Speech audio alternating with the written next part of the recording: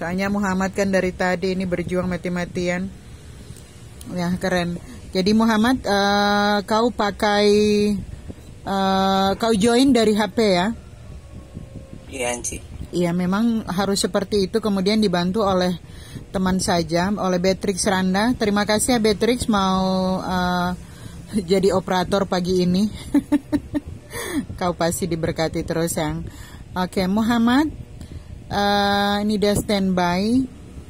Baik teman-teman, kutipan dan catatan kaki. Jadi kita masih dengan materi pada modul 8 tentang kutipan dan catatan kaki. Seperti apa kutipan itu dan seperti apa pula catatan kaki. Muhammad akan memaparkan sesuai dengan apa yang dia pahami dari penjelasan-penjelasan kami dosen. Disilakan, Sang. Iya, selamat pagi Enci dan teman-teman. Salam Merdeka Literasi. Kali ini saya akan mempresentasikan mengenai kutipan dan catatan kaki menurut yang saya pahami.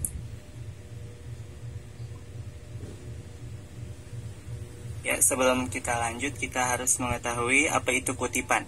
Kutipan adalah pinjaman kalimat atau pendapat dari seorang pengarang atau ucapan seorang yang terkenal, baik terdapat dalam buku-buku maupun majalah-majalah.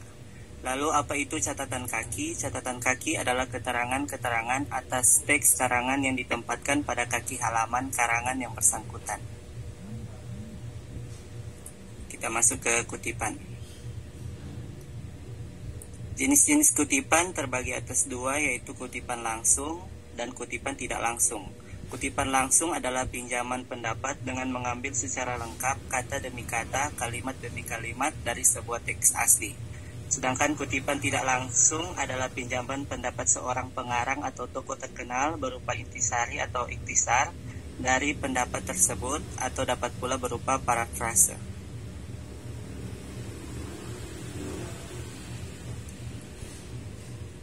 Prinsip dalam mengutip, yang pertama, jangan mengadakan perubahan. Pada waktu melakukan kutipan langsung, pengarang tidak boleh mengubah kata-kata atau teknik dari teks aslinya. Bila pengarang menganggap perlu untuk mengadakan perubahan tekniknya, maka ia harus menyatakan atau memberi keterangan yang jelas bahwa telah mengadakan perubahan tertentu.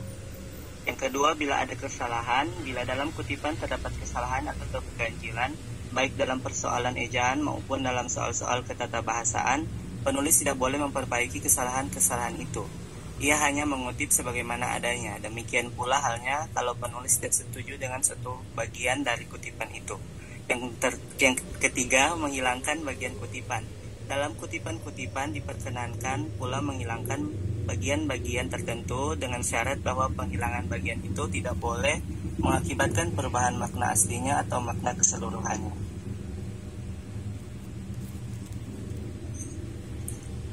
Ya, cara-cara mengutip kutipan langsung. Kutipan langsung yang tidak lebih dari 4 baris. Sebuah kutipan langsung yang panjangnya tidak lebih dari 4 baris ketikan akan dimasukkan dalam teks dengan cara-cara berikut. Pertama, kutipan itu diintegrasikan langsung dengan teks. Yang kedua, jarak antara baris dengan baris 2 spasi. Yang ketiga, kutipan itu diapit dengan tanda kutip. Yang keempat, sesudah kutipan selesai diberi nomor urut penunjukan setelah spasi ke atas, atau dalam kurung ditempatkan nama singkat pengarang, tahun terbit, dan nomor halaman kutipan itu.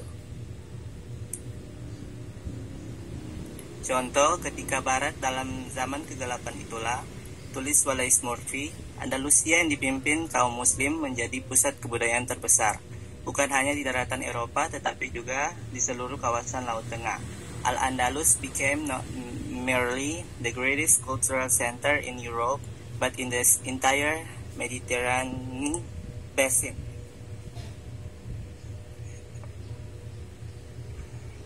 Cara-cara mengutip kutipan langsung. Kutipan langsung yang lebih dari 4 baris. Sebuah kutipan langsung yang panjangnya tidak lebih dari 4 baris ketikan akan dimasukkan dalam teks dengan cara-cara berikut. Yang pertama, kutipan itu dipisahkan dari teks dalam jarak 2,5 spasi. Yang kedua, jarak antara baris dengan baris kutipan 1 spasi. Yang ketiga, kutipan itu boleh atau tidak diapit dengan tanda kutip. Yang keempat, sesudah kutipan selesai diberi nomor urut penunjukan setengah spasi ke atas.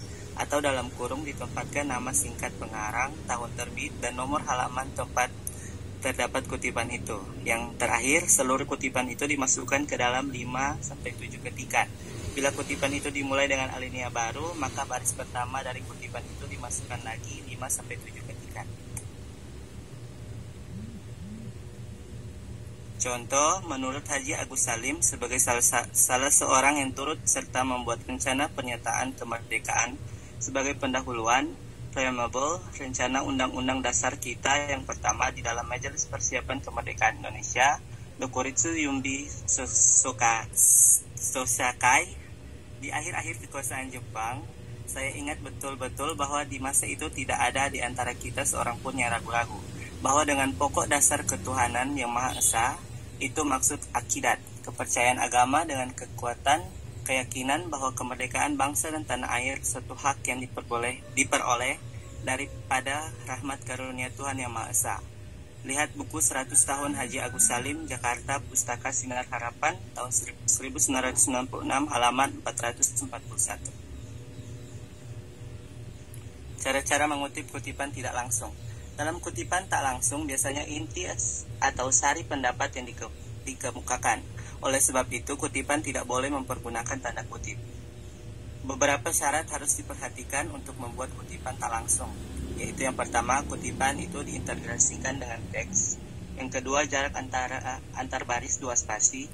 Yang ketiga, kutipan tidak diapit dengan tanda kutip. Yang keempat, sesudah kutipan selesai diberi nomor urut penunjukan setengah spasi ke atas, atau dalam kurung ditempatkan nama singkat pengarang, tahun terbit, dan nomor halaman tempat terdapat kutipan itu. Contoh kutipan tidak langsung yang nama penulis disebut terpadu dalam teks. Salimin 1990-13 tidak menduga bahwa mahasiswa tahun ketiga lebih baik daripada mahasiswa tahun keempat. Contoh kutipan tidak langsung yang nama penulis disebut dalam kurung bersama tahun terbitnya. Mahasiswa tahun ketiga ternyata lebih baik daripada mahasiswa tahun keempat. Salimin 1990 halaman 13. Cara-cara mengutip kutipan secara lisan. Cara pertama, contohnya dalam menjawab nota keuangan dan RAPBD Daerah Khusus Ibu Kota tahun 1973, tanggal 2 Februari 1973, Gubernur Ali Sadikin mengatakan, tetapi apabila kita jujur berkenan melihat persoalan itu pada perspektif yang lebih luas dan pada proporsi yang wajar, maka akan terlihat bahwa kepentingan umum memang benar menuntut adanya pengorbanan itu.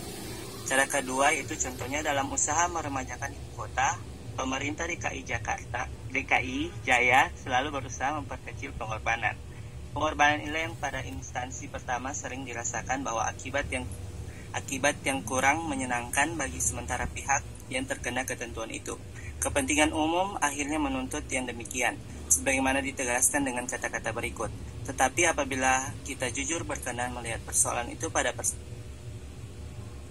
yang lebih luas dan pada proporsi yang wajar, maka akan terlihat bahwa kepentingan umum memang benar menuntut adanya pengorbanan itu. Ya, kita masuk ke catatan kaki.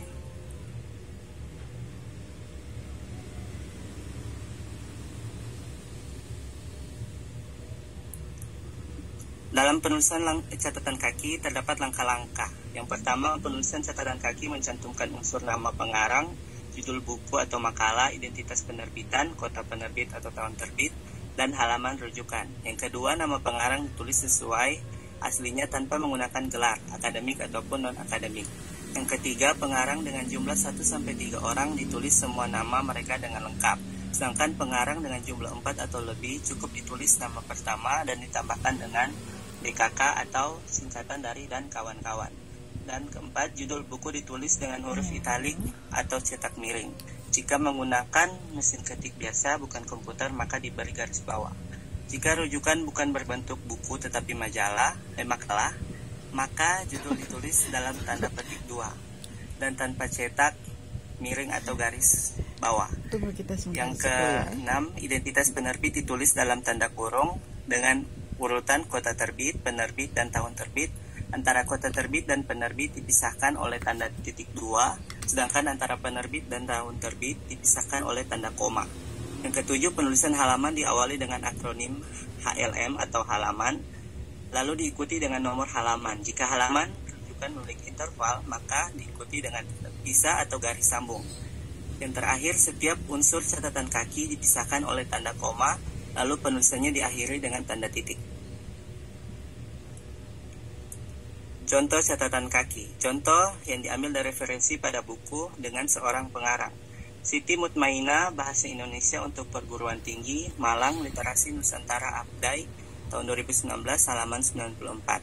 Contoh referensi pada buku dengan 2 atau 3 pengarang, Wisnu Santoso dan Heru Sriyadi, Bahasa dan Sastra Indonesia, Jakarta, Erlangga 2013, halaman 87-88. Contoh referensi pada buku dengan banyak pengarang, Wiwin Indarti dan kawan-kawan, Buku Ajar Geografi, Jakarta, Erlangga 2015, halaman 57-59. Contoh kalau edisi berikutnya mengalami perubahan, Abdullah, Ilmu Sejarah, Soekarno, Revisi, edisi, Yogyakarta, Meditama 2009, halaman 87. Contoh buku yang terdiri dari 2 jilid atau lebih, Setiati Widyastuti dan Fajar Rahayuningsi, Pendidikan Kewarganegaraan Jilid 2, Bekasi, Adi Aksara Abadi 2008, cetakan 1, halaman 29. Contoh sebuah edisi dari karya seorang pengarang atau lebih,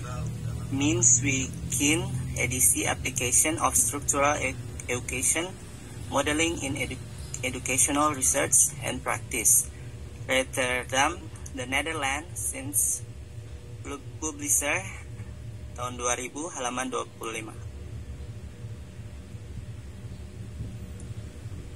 Contoh buku dari sebuah buku terjemahan, Muhammad Rabi, Sejarah Penaklukan Konstantinopel, terjemahan Muhammad Afifuddin dan Mukhtar Rifai, Jakarta, Asy-Syariah 1968, halaman 23. Contoh artikel dalam sebuah ensiklopedia, Wright, Language Varieties, Language and Dialect, Encyclopedia of Linguistic Information and Control, Oxford Pergamon Press Ltd, 1969, halaman 243 sampai 251. Contoh artikel dalam sebuah analogi, David Riesman, Character and Society Toward Liberal Education, edisi Louis J. Locke, William M. Gibson and George Arms, New York 1962, halaman 572 sampai 573. Contoh referensi pada artikel majalah, MC Preganen, Representative of Natural Habits with Rural Education, Educational Evaluation and Analytics, volume 4, nomor 3, Summer 2003, halaman 120.